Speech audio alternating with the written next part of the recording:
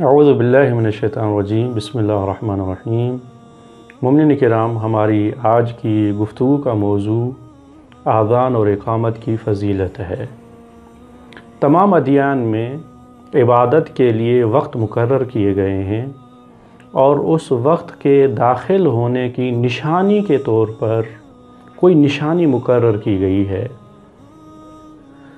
اس دین کے ماننے والوں کو یہ بتانے کے لیے کہ عبادت کا وقت داخل ہوا چاہتا ہے، داخل ہو گیا ہے، کہیں پہ گھنٹیاں بجائی جاتی ہیں، کہیں پہ ناقوس بجائے جاتے ہیں، کوئی ایسا عمل انجام دیا جاتا ہے جسے پتہ چلے کہ عبادت کا وقت داخل ہو چکا ہے۔ اسلام میں بھی کیونکہ اوقات عبادت مقرر ہیں تو اسلام نے نماز کا وقت داخل ہونے کے لیے جو نشانی معین کی ہے وہ اذان اور اقامت ہے۔ یہ اذان ایک ایسی بے مثال نشانی ہے جو صرف اسلام میں پائی جاتی ہے۔ دوسرے ادیان میں عجیب و غریب قسم کے آلات اور ابزار پائے جاتے ہیں، لیکن اسلام نے اس روحانی اعلان کے لیے، اس معنوی دعوت کے اعلان کے لیے نورانی اور معنوی کلمات مقرر کیے ہیں۔ اور مکتب اہل بیت علیہم السلام کا عقیدہ یہ ہے کہ اذان کسی نے کوئی خواب میں نہیں سنی، بلکہ خالق کائنات نے اذان کو رسول اکرم صلی اللہ علیہ وآلہ وسلم کے قلب مقدس پر نازل کیا، جیسے دوسرے احکام قلب مصطفیٰ صلی اللہ علیہ وآلہ وسلم پر نازل ہوئے اور انہوں نے مسلمانوں کو تعلیم دی۔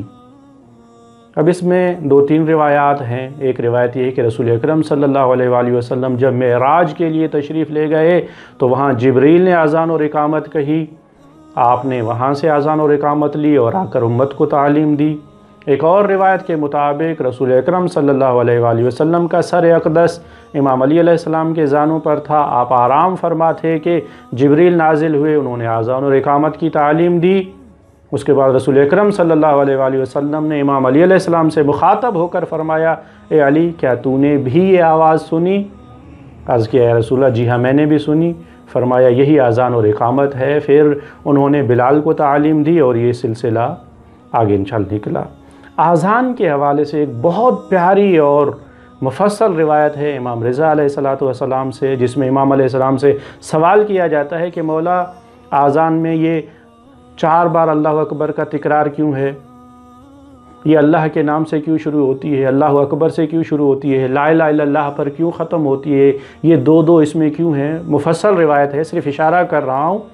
فرمایا اللہ اکبر سے اس لیے شروع ہوتی ہے تاکہ اذان کی ابتدا اللہ کے نام سے ہو، اللہ اکبر، اور لا الہ الا اللہ پہ اس لیے ختم ہوتی ہے کہ اذان کی انتہا بھی اللہ کے نام پر ہو، لا الہ الا اللہ۔